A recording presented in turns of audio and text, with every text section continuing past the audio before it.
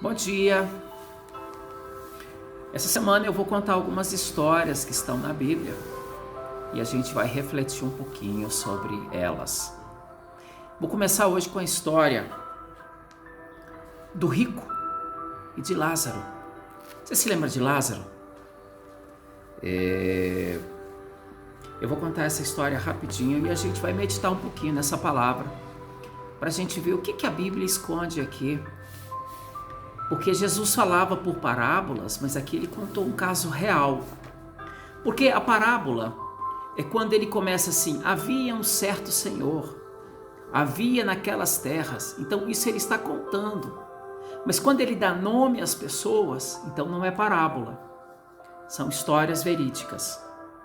Então no livro de Lucas, no capítulo 16, verso 19 em diante, conta a história de dois homens, dois padrões de vida e o que aconteceu com cada um deles no final da sua jornada terrena.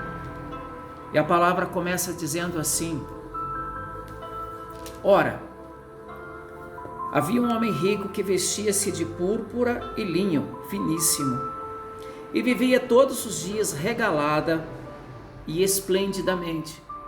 Eu quero abrir um parêntese aqui. Os ricos também podem entrar no reino de Deus. Não é a condição financeira que vai fazer com que alguém vá ou deixe de ir, mas o seu padrão de vida, a sua acessibilidade. A Bíblia diz que alguns homens confiam em cavalos, outros confiam nos cavalheiros, e até menciona que ai do homem que confia no homem. Mas alguns esperam no Senhor, e no seu Senhor depositam suas angústias, seus medos, e a sua força vem do Senhor.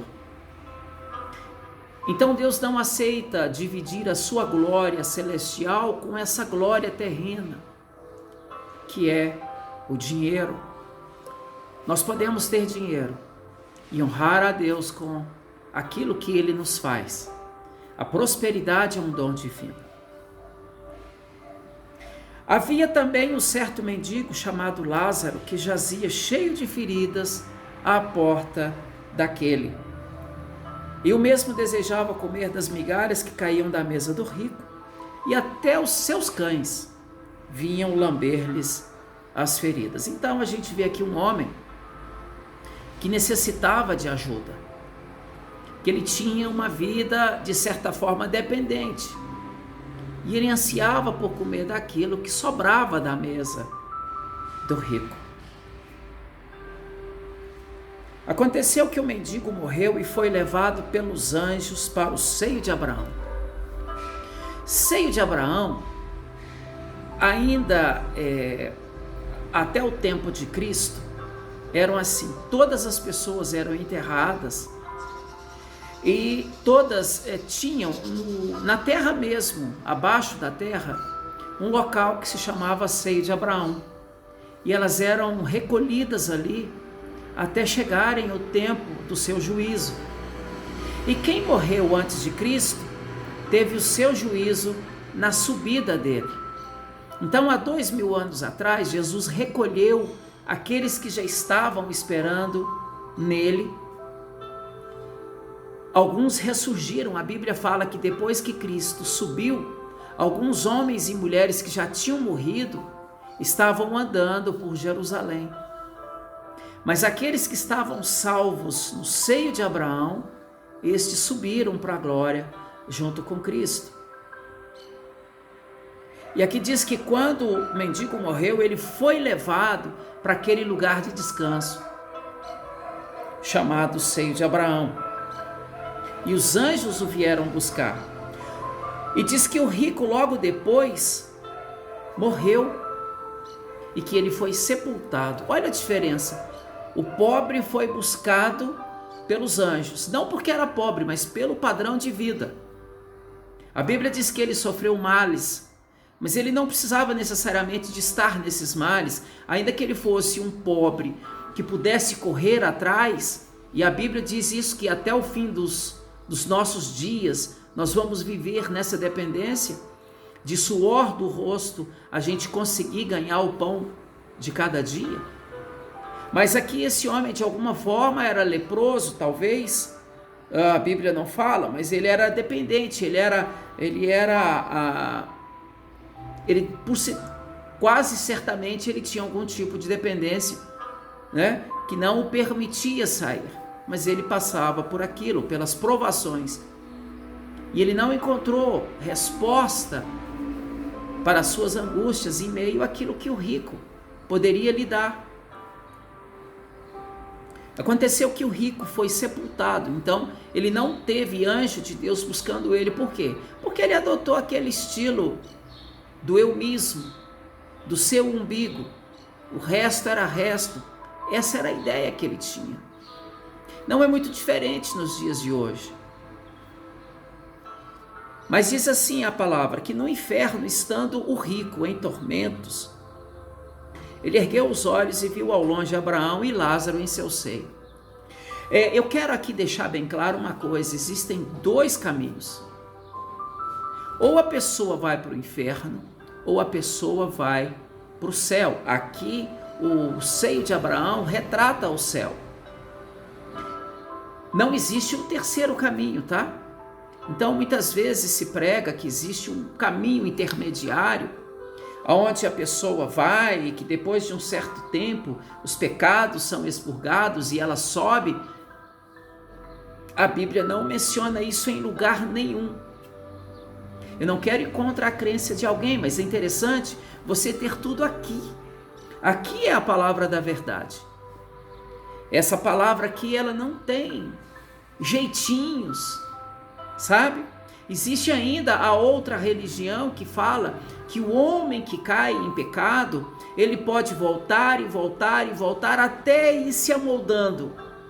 E aí nisso aí, a expiação de Cristo na cruz e a sua redenção, com que faz com que o homem mude de vida, ela cai por terra. A Bíblia diz no livro de Hebreus que ao homem é dado uma única vida e que depois disso vem o juízo. Portanto, essa forma de ir e voltar, ir e voltar, ir e voltar, ela não tem amparo bíblico. Em lugar nenhum do Evangelho diz que o homem vai voltar. Mas aqui, continuando o estudo, a palavra diz o seguinte, que esse rico viu a Abraão e disse assim, tenha misericórdia de mim, pede a Lázaro, que também já era morto, que molhe na água a ponta do seu dedo e me refresque a língua, porque eu estou atormentado nessas chamas. Abraão disse, olha, você está no lado onde o espírito queima, porque você pagou o preço para estar aí, enquanto que o pobre Lázaro está aqui, num local de descanso, e não pode ele ir até você, porque existe um grande abismo, e esse abismo impede que quem está aqui passe para aí, e quem está aí venha para cá. Abraão, porém, respondeu, filho, lembra-te de quem recebeste teus bens em tua vida, e Lázaro somente males, agora ele é consolado e tu atormentado. Mas eu volto a dizer, não são os bens materiais, mas o padrão, a forma com que você tem. Porque tem gente que acha que tem que ser pobre a vida inteira para herdar o reino dos céus. Não, tem muito pobre que vai para o inferno, e tem muito rico que vai para o céu. É o padrão de vida, é aquilo que você faz com que lhe chega às mãos. Mas eu te digo, pois, ó Pai, que envies à casa do meu pai alguém para avisar a ele, porque eu tenho 5 irmãos, para que eles dê testemunho a fim de que não venham também para este lugar de tormento. Abraão disse, olha, eles possuem Moisés e os profetas, e que eles os ouçam. Mas ainda teve uma interpelação daquele rico dizendo o seguinte, não, pai Abraão, se alguém dos mortos fosse ter com eles, eles se arrependeriam. E Abraão deu a sua palavra final, que foi, se não ouvem a Moisés e aos profetas, tampouco acreditarão ainda que algum dos mortos ressuscite. Essa palavra final diz o seguinte, tampouco que algum dos mortos ressuscite. Nós só temos uma vida. Nós precisamos de viver da melhor forma. A forma com que eu e você abordamos os mais diversos casos e situações dia a dia é que vão fazer com que nós sejamos libertos quando na morte e chegarmos na mansão celestial. Hoje não precisamos mais de ir para debaixo da terra, a gente já tem uma mansão celestial nos aguardando. Antes de subirmos para o degrau de cima, existe um intermediário, mas não é o purgatório. O purgatório é outra coisa. Existe um céu que antecede ao outro céu. Então, antes que aconteça o julgamento para aqueles que fizeram o mal, existe então a libertação para aqueles que fizeram o bem e que caminham no caminho de Cristo. E existe o caminho da perdição para aqueles que fizeram o mal, que vão ficar um tempo debaixo da garra satânica, esperando o tempo de serem julgados e voltarem para a garra satânica. Veja o que você quer da sua vida. Veja onde que você quer buscar o amparo que você angaria. Se você quer ter uma vida boa, pautada naquilo que Deus tem para você, e viver longos anos de vida com saúde, com paz, e ainda que porventura algo aconteça, a Bíblia diz o seguinte, Jesus diz o seguinte: Pai, eu não vim e eu não peço para que o Senhor tire os meus irmãos, os teus filhos do mundo, mas que o Senhor os livre do mal. E se porventura alguma coisa nos acontece, o próprio Davi disse assim: ainda que eu ande pelo vale da sombra da morte, eu não temerei mal nenhum, porque o Senhor está comigo. O Senhor está conosco. Cristo disse o seguinte, ali, quando aconteceu o caso com aqueles 3 homens, eles caíram na fogueira, e o próprio Cristo estava com eles lá. Então não é que não vai acontecer coisas para mim e para você, mas o maior, o grande, o Senhor de todas as coisas, Ele entra na batalha junto com aqueles que já são seus. Nós precisamos de vigiar isso. O nosso padrão de vida não é pelo que a gente tem, mas pelo que a gente é. Nós precisamos de entender isso. Existe um caminho sobremodo excelente, lá no livro de Filipenses fala, que é o caminho da abstenção do eu mesmo, sabe? Nós precisamos de entender que é o seguinte, aqui na terra, nós viemos para ser sal, para ser luz, nós viemos para entender, para herdar, nós já somos herdeiros da sabedoria, arde no seu e no meu interior a sabedoria divina, um lampejo de Deus está sempre nos motivando a buscar coisas boas, a vivermos boas experiências, a estarmos em paz com Ele, a buscarmos um padrão de vida que seja adequado, não ao que a gente vê, mas o que a gente sabe que é. O pecado sonda a nossa vida o tempo todo.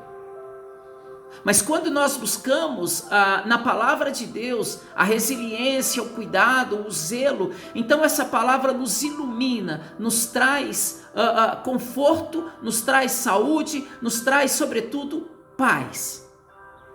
E a gente consegue então permear entre um cuidado e outro qual o melhor caminho, a melhor decisão a tomar.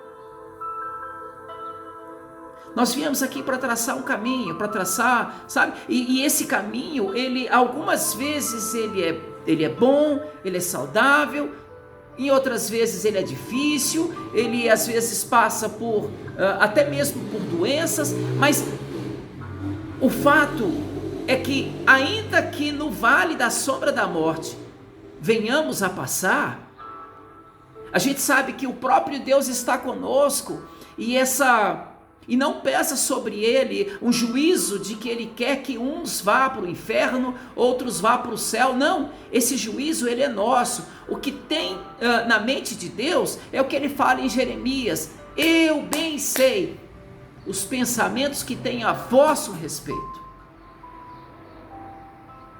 E a Bíblia diz, a quem é que sonda os pensamentos de Deus? Eles são insondáveis, mas nos pensamentos de Deus herdam a herança nossa, que é habitar com Ele um dia lá nas mansões celestiais. Ainda é tempo. Todos os dias estão morrendo pessoas. Todos os dias tem pessoas indo para o andar de cima ou para o andar de baixo, mas a escolha é algo que cada um fez. A escolha é algo que cada um determinou. Quando nós buscamos por caminhos do pecado, caminhos obscuros, é claro, não tem outro, porque é o seguinte, o caminho do céu não tem um caminho intermediário, o caminho do céu é o seguinte, ou você é ou você não é. Não tem o é não sendo, ou é ou não é. Ou você é santo e busca na santidade o seu padrão de vida, ou você não é. Vamos levar a nossa vida a sério. Não vamos brincar com a salvação. A salvação é algo que nos pertence, mas para mantê-la, nós precisamos de nos ausentar de certos padrões. Um dia de vitórias para você. Uma semana abençoada. Volto a falar, essa semana eu vou falar de histórias bíblicas durante toda a semana. Se você quiser saber de alguma específica, escreve aí embaixo, aquela história, aquela outra. Nós temos muitas histórias bonitas e cada uma delas reflete um padrão, uma escolha, uma decisão. E isso a gente faz todos os dias. Você escolhe se quer sentar ou levantar, você escolhe se quer ir para frente ou para trás, você escolhe se quer agredir alguém ou amar alguém, isso é escolha sua. E nós escolhemos 500 vezes por dia entre isso ou aquilo.